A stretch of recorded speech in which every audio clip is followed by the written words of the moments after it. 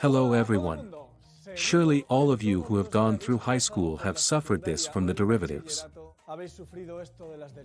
But what are derivatives and what are they for?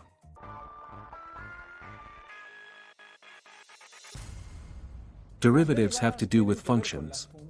So let's talk about the functions through some simple example. A function is a relationship between input data and output data. Even if it doesn't seem useful to you now, they are, for many things. They can represent lots of processes, situations, data. For example, imagine that I am going from my house to my girlfriend's house, which by chance turns out to be the Khaleesi. Well, it turns out that it takes me 30 minutes to get to Dothrak, the capital of the Dothraki, where my Khaleesi lives. Could I use a function to describe how much space I have traveled in each instant of that half hour? Of course, the input data is time and the output data is the space traveled. If I go at the same speed all the time, the function will look like this. And if it turns out that I've been caught by a cool horse and I'm going faster but with constant speed, it will be like this. Notice, to traverse the same space I have taken less time, and the function has a higher slope.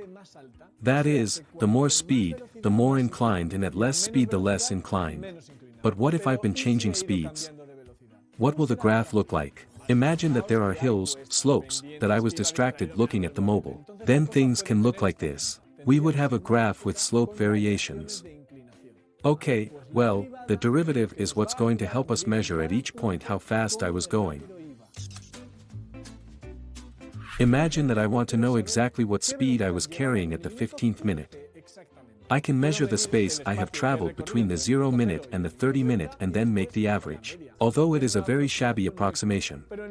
But instead of measuring the 30 minutes, it could take 5 minutes, a minute, a second, a tenth, a thousandth. With a derivative, the limit of the change can be measured when the time interval tends to 0. In other words, the function measures the space I have traveled and the time I have spent.